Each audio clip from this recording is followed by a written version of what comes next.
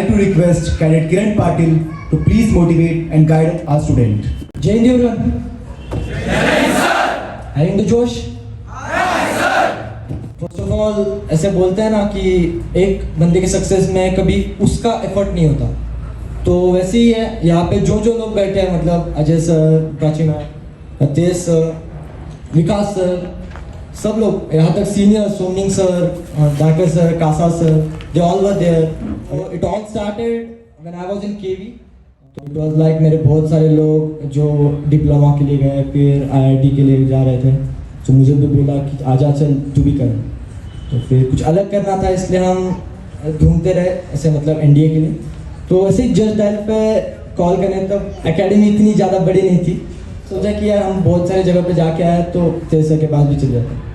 Sir took my interview over there and he was like कि मुझे रुला दिया था, पूरा रुला दिया था. सर ने पूछा था who was the army chief at that time and I was not able to answer that also. इतना डम था मैं. तेज सर ने बोला बहुत मुश्किल है भाई, तेरा नहीं हो पाएगा. And I was like sir मैं कर लूँगा, सर मैं कर लूँगा, आप मुझे एक बार ले लो. इतना मैं इम्प्रेस हो गया था सर से कि मुझे लेना था भाई admission. So I took the admission there. I still remember the first batch was like सोमनिंग सर वहाँ पे थे. सब मतलब यहाँ पे जो सीनियर देख रहे हो वो उस टाइम पे वहाँ पे ही थे. सो उनके साथ ही बैठ के पढ़ते थे. 2018 वाला पेपर देने आए थे, तो we all went there in which Vikramaditya sir got recommended ना, दैट वाज डेफिनेटली. एग्जाम देने के बाद आया कि यार ये क्या दे के आया, मतलब बहुत ही हार्ड, कुछ ही आया नहीं. मतलब I still remember my marks were like 22 in maths and around 100 in GATE. मतलब पता चल गया था कि अब मैथ्स पे वर्क करना है. और मैं एक बताना चाहूँगा कि टेस्ट देते रहने से एक चीज़ होती है कि तुम्हें पता चलता है कि where you are standing right now. जब तक तुम टेस्ट नहीं दोगे तुम्हें पता ही नहीं चलेगा कि तुम कहाँ पे हो. You will be always in high that कि यार हो जाएगा हो जाएगा. It's never like that. So maths की प्रिपेयर करना चालू कर दिया, फिर करते रहा. अप्रैल वाला अटेम्प्ट है. आई still remember I was preparing only for maths. ये सोच लिया था कि यार इस बार तो मैथ्स का कट ऑफ तो कम से कम क्लियर करना है. So I worked on that. I still remember my score was like 180 around in maths, अकेले मैथ्स में. बट एज मैथ्स पे वर्क किया और गैट पे किया नहीं, इसलिए वो गैट में वापस 90 के पास आ गई. तो समझ गया कि दोनों में काम करना पड़ेगा वरना होगा नहीं. इस जून टाइम में मेरी लाइफ ऐसे इधर उधर हो गई, कुछ पता नहीं चल रहा था क्या चल रहा है. मतलब पढ़ता था पता नहीं चलता था. अजय सर के लेक्चर स्टिल नंबर आते थे और Ajay sir lecture was like जोश टॉप, मतलब बूस्ट हो जाता था. वही सब प्रॉब्लम्स हमने तेज सर के साथ शेयर किया. तो फिर वही हुआ कि तेज सर के बारे में एक बोलना चाहूँगा कि सर ने बहुत मतलब not only on academic level help me in personal level also. So बहुत मतलब सर ने मॉरल सपोर्ट दिया, ऐसे मतलब बातें बताई कि ये कर, ऐसे टिप्स कि जो तुम्हें अपने दोस्त भी नहीं दे सकते कभी. उस टाइम पे गैट थोड़ा वीक था, तो उसी टाइम पे मेरे कोर्समेट्स का जो गैट था वो बहुत ज़्यादा अच्छा था. यही में है कि मेरे कोर्समेट्स और मेरे में एक अलग सा बॉन्ड था. वो मैं बहुत बार एडमायर करता हूँ कि मेरे कोर्समेट्स मतलब ऐसे थे कि एक को एक चीज़ नहीं आ रही तो दूसरा ऐसे नहीं कि यार खुद ही बैठ के करता रहे. वो हम शेयर करते थे. हम ऐसे थे कि लेक्चर चले या ना चले, हम बैठे 12-15 लोग बैठे हैं और खुद ही खुद को सिखा रहे हैं. तो उसी से मोटिवेट होते थे. एसएसबी का भी ऐसे कुछ अलग नहीं करते थे. यही है कि आते थे सामने और एक बहुत बड़ी बात लगती थी कि ऐसे सामने आके सिखाना क्लासेस में, तो एक अच्छा लगता था. तो मेन अटेम्प्ट आ गया. लास्ट का एक मंथ आई स्टिल रिमेंबर कि सर के ऐसे रात तक बहुत लेक्चर चलते थे एंड वी वर लाइक छोड़ते थे सर 9-10 बजे छोड़ते थे. लाइक अभी भी स्टिल कि जाता था जब भी बाइक से तो सोचता था यार क्यों करना. फिर यही था कि यार मम्मी पापा को प्राउड करना है. एक जब यशोतेज एकेडमी में टेस्ट सीरीज चलते थे तब एक उस टाइम पे मुझे ऐसा लगा कि यार अब हो सकता है शायद, क्योंकि टेस्ट में ज़रा अच्छे मार्क्स आने चालू हो गए थे. मतलब कासा सर थे वो, उनके स्कोर के हाई आते थे वो. तो उस टाइम पे ऐसे लगने लग गया था कि हो गया चलो हो सकता है. ये पेपर दे के आए सारे लोगों का, मेरे कोर्समेट्स का मतलब उन लोगों का ज़रा सा हार्ड गया था. मेरे को लगा मेरा नॉर्मल गया, इनका हार्ड गया है. मतलब तब डाउट में आ जाता है इंसान कि अब तो शायद मुश्किल लग रहा है यार कि अब इनका हार्ड गया, मेरा कैसे इजी मतलब नॉर्मल जा सकता है. तो आने के बाद सबसे पहले पेपर चेक किया.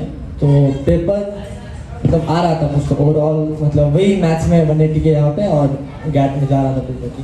तो जैसे ही मतलब 420 लगा, तेज सर को फ़ोन किया था, तेज सर बोले ठीक है देखते हैं क्या होता है। और फिर उसके बाद हम एकेडमी आया था, अजय सर बोले तो चालू कर दो SSB का भी, तो चालू किया। फिर कुछ 1 महीने बाद ही रिजल्ट आ गया। घर वालों बहुत ज़्यादा ही खुश थे, कुछ मतलब अलग ही कर लिया बच्चे ने, ऐसा लग रहा था घर वालों को। तो मेरी मम्मी तो सच बोलूँगा, मेरी मम्मी नाचने लग गई कि क्लियर हो गया। और मैं ऐसा था कि यार हो गया तो ठीक है यार, क्योंकि पता था कि उसके आगे SSB है। और मैं पता मुझे लगता था कि मैं रिटर्न हो जाऊंगा, पर SSB तो शॉर्ट शॉट अपन भारी है, मतलब जोन में भी नहीं हूँ SSB के क्लियर में, क्योंकि मेरे से बहुत अच्छे लोग थे अकेडमी में। तो अभी तो SSB क्या था, तो SSB सर के पास गया, तो सर के पास इंटरव्यू दिया। आई स्टिल रिमेम्बर सर के पास इंटरव्यू, मेरे सबसे मतलब इतने सारे इंटरव्यू दिए, बट गंदे वाले तो थे ना, मैंने सारे तेज सर को दिए, मतलब तेज सर सुन के ही नहीं देते थे। मतलब मेरा स्टार्टिंग ऑफ इंटरव्यू की स्टार्टिंग में ऐसे एटीट्यूड बन गया था कि इंटरव्यू में अगर एक क्वेश्चन पूछ रहा है और मैंने उसको आंसर किया, तो वो मुझे उसके ऊपर और क्वेश्चन पूछ सकता है, इसलिए मैं आंसर ही नहीं देता था, शांत बैठता था कि यार अब पूछेगा ही क्या, मैं कुछ बोल ही नहीं रहा हूँ, ऐसे अच्छी बात है। अजय सर ने एक इंटरव्यू लिया, अजय सर ने लिया, पहले तो सर ने इसलिए डांटा कि PIQ फॉर्म ही गलत भरा है, क्वेश्चन कहाँ से पूछूं। वहाँ पे भी इंटरव्यू खराब चला गया। तो एक उसी पॉइंट पे पता चला कि वर्क तो करना पड़ेगा, ऐसे थोड़ी हार मान लो कि यार SSB के बाहर का हूँ तो मतलब ऐसे थोड़ी इतने जल्दी थोड़ी हार मान सकते हो। मैंने पहले ही बोला था कि एक के सक्सेस के पीछे कभी भी उसके अकेले का एफर्ट नहीं होते, उन सब के एफर्ट्स होते हैं। स्टिल रिमेंबर सर आते थे 12 बजे तक मुझे स्टोरीज लिखने बोलते थे SSB के लिए। सर के मैसेज आते थे और मैं सिर्फ सोने जा ही रहा होता कि सर के मैसेज कि आज स्टोरी क्यों नहीं भेजी, तो सर को स्टोरी भेजना, फिर सर स्टोरीज देखेंगे, चेक करेंगे, फिर वापस मेरे को फ़ोन करेंगे कि ये क्या लिखा है तूने गंदा, ऐसे सिलेक्ट होना है तेरे को, तो फिर वापस स्टोरी लिखो। ऐसे 1-2 बजे तक चलता था। सर तो सोते नहीं थे ना, मुझे सुने देते थे, वही चलता था, वही है। तो फिर और उसी टाइम पे मतलब विकास सर भी ये हो गए थे, मतलब सिलेक्ट हो गए थे एग्ज़ाम में, तो सर से भी बहुत गाइडेंस मिली। फिर SSB का डेट आ गया गांधीनगर, तो हम चले गए, स्क्रीन दी गई, मतलब स्क्रीन इन तो हो गया। तो साइकोलॉजी टेस्ट होती है एयरफोर्स में, और उसी शाम को होती है स्क्रीनिंग के टाइम में, तो स्क्रीनिंग के बाद होता था। तो उस टाइम पे हम सबको टेस्ट बेस्ट हो गए, और हमें बोला था कि वो जो पैम्पलेट होता है उसके ऊपर अपना चेस्ट नंबर बहुत बोल्ड करके रखो। तो मुझे अभी हुआ था कि मेरे साइड में मेरा चेस्ट नंबर 14 था, मेरा चेस्ट नंबर 15 साइड वाला था, तो मैं ऐसे देखने गया मतलब कितना बोल्ड लिखना है, तो उसने 15 ऐसे बोल्ड से लिखा। तो मैंने इतना मतलब मैं इतना नर्वस था उस टाइम पे कि मैंने 15 लिख दिया, और उसको सब बोल्ड से 15 चलो अच्छा लिख दिया।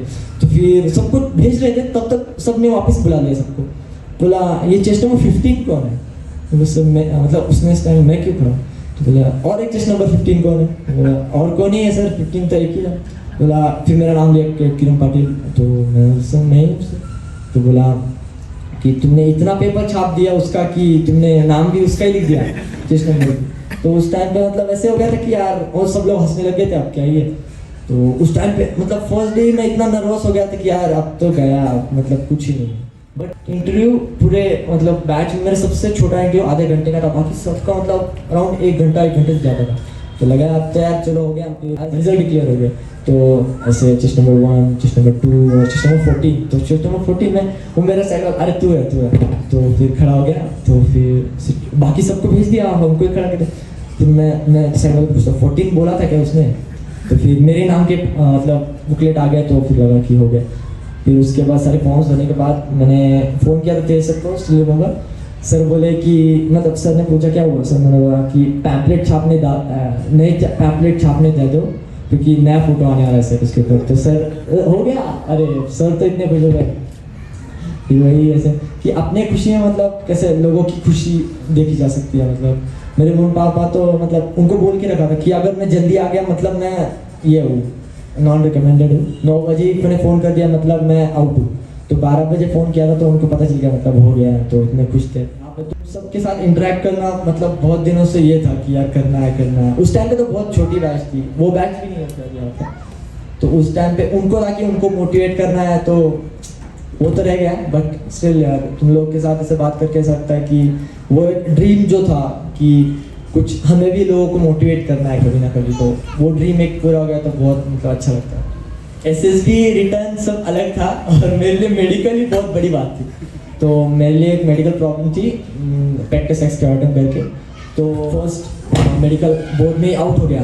तो ठीक है, मतलब बहुत लोगों को मेडिकल डायरेक्शन मिलते हैं। तो मैंने सर को बोला, सर देख लो सर के ज़रा, मैंने सोचा कि सर की पहचान होगी तो वही उतना ही सर कर देंगे। तो सर ने बोला मेडिकल में तो कुछ हो नहीं सकता। तो सर वही है, फिर चले गए अपील मेडिकल बोर्ड पे। तो उधर लगा कि उधर तो हो जाऊँगा, उधर भी आउट कर दिया मुझे। तो फिर तो लगा यार मुश्किल है, सर के पास भी गया, सर भी बोल रहे थे, मोटिवेट कर रहे थे। अब सर एक ही चीज़ कर सकते होते मोटिवेट, अब ना सर के हाथ में था ना मेरे हाथ में था। वही है, एक दूसरे को मोटिवेट किए जा रहे थे, सर हो जाएगा, मैं भी बोल रहा था हो जाएगा। पर दोनों को कहीं ना कहीं था कि यार अब तो कहीं और एडमिशन लेना पड़ेगा। तो मेरे पेरेंट्स भी बोल रहे थे कि कर ले एडमिशन, पर नहीं था, एनडीए करना था। दोस्तों को दिखना चालू हो गया था कि यार ये बहुत डिमोटिवेट हो चुका है। तो फिर दोस्तों ने मोटिवेट किया, चलो वो घूमने चलते हैं। तो घूमते घूमते कॉल आता है, मैं कॉल उठाता, तो वो कॉल होता है डीजीआर दिल्ली से कि एक रिव्यू बोर्ड होता है, तो उसके लिए अपील किया था कि वो अप्रूव हो चुका है तो आ जाओ दिल्ली में। और फिर उन्होंने जाके कहीं पे क्लियर किया। अब एनडीए में अलग झेलना था, कोरोना का टाइम था, तो हमने रोमियो क्यूबेक में डाल दिया। और रोमियो क्यूबेक ऐसा था कि वहाँ पे बस हम थे, ऐसे हम एक ही कोर्स से जो 2 स्कॉन्स में बैठे थे। फिर हमें सेकेंड टर्म आ गया, आते देखते देखते सेकेंड टर्म निकल गया। मतलब सेकेंड टर्म के आधे में हमें बताया गया कि तुम्हें स्कॉन में जाना है। अब स्कॉम था कि अब पता था हमें कि हमारे 2 सीनियर है, टर्म में तो जाना नहीं था, ये तो तय किया था। क्योंकि जब शिवम सर आए थे और उन्होंने जब घंटा बताई थी तब लगा था यार कि रहने तो हम किलो में भी अच्छे हैं। तो हमें बताया गया था कि तो मतलब बहुत पीटी कराता है। और यहाँ पे पहले मैं बहुत इजी लाइफ जीता था, मतलब एकेडमिक्स करो और जितना इतना बाहर जीतना था। तो मिल गया तो एक अलग था पूरा माहौल। मतलब तो पीटी के लिए फेमस है और हमारी पीटी के पहले मतलब लगे हुए थे लोग। तो पीटी फिर बहुत चालू हो गई, ओवर स्टडी मिलता है सेकंड, अभी फर्स्ट में ओवर स्टडी मिलता है वैसे, तो हमें सेकंड टर्म में मिल गया। तो ऐसा होता है कि ओवर स्टडी बोलता है अपने जूनियर्स को, मतलब कि इस टाइम पे उठा देना, इन शॉर्ट एक अलार्म क्लॉक के जैसे होते हैं हम। तो ठीक है सर, मुझे बोल दिया कि 4 साढ़े 4 बजे उठा देना उसको। तो फिर और हमारी अचानक से फॉल इन हो गई 11 बजे। मैंने मतलब मैं भी खुद नहीं उठ पाता था, तो मैंने एक दोस्त को बोल दिया कि यार मुझे 4:30 बजे उठा दे, उसे उठाना है। तो फिर मैं भी सो गया और रात को ही हमारी फॉल इन हो गई 11 बजे, 11:30 बजे हो गई। और मैं इतना ये था, और फिर उसने वो मुझे उठाने आया, चल फॉल इन हो गई जल्दी चल। मुझे लगा 4:30 बजे इतने जल्दी, अभी तो सोया था। तो और कुछ बिना बताए चला गया वो मेरे नीचे, जीएफसीएल में फॉल इन आ जाओ मतलब नीचे। तो ठीक है, मैं सोचा कि अभी बजी गए 4:30, तो कपड़े पहनते पहनते मतलब मैं उसके दरवाजे पे चला गया और बजा दिया। अभी बजे थे 11:30 और उसने उठाने बोला था 4:30 को। और फिर ऐसे हो गया कि वो भी नींद में ही था, तो वो बाहर आया, ऐसे उठा 4:30 बजे के, और उसने भी बोला कि इतने जल्दी बज गए। बोले सर बज गए सर। तो अंदर चल के चला गया और फिर मैं भी आधे तक चला गया, जा रहा था। वो दूर से मतलब जूनियर टर्म्स में तो वैसे तुमसे कोई ऐसे नाम से पुकारता ही नहीं है सब ऐसे। तो अब बोला ये सब भागते हुए आना सही से, क्या कितने बजे सर 4:30 ऐसे कॉन्फिडेंस से बोला कि मतलब उसको भी लगे कि वो नींद में। तो वो तो अलार्म क्लॉक ही लेके आया था कि वो ये कितने 11:30 सर।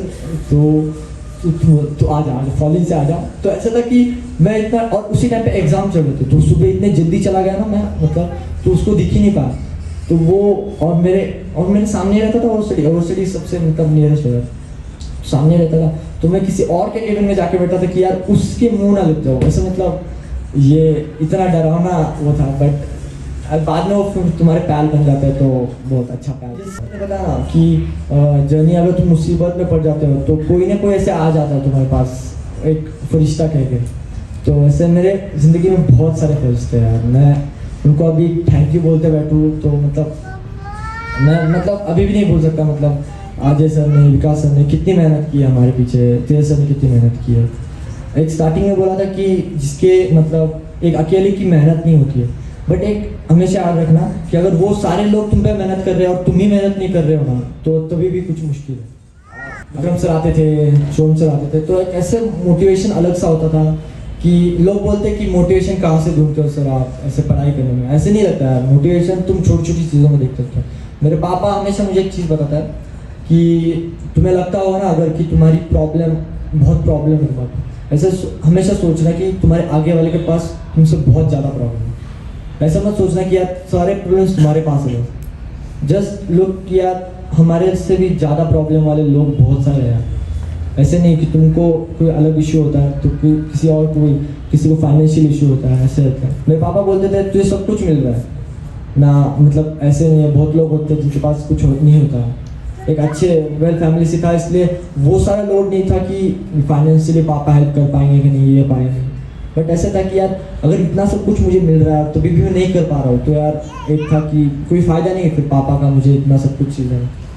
और stay motivated always, okay, and see you again. जय हिंद एवरीवन।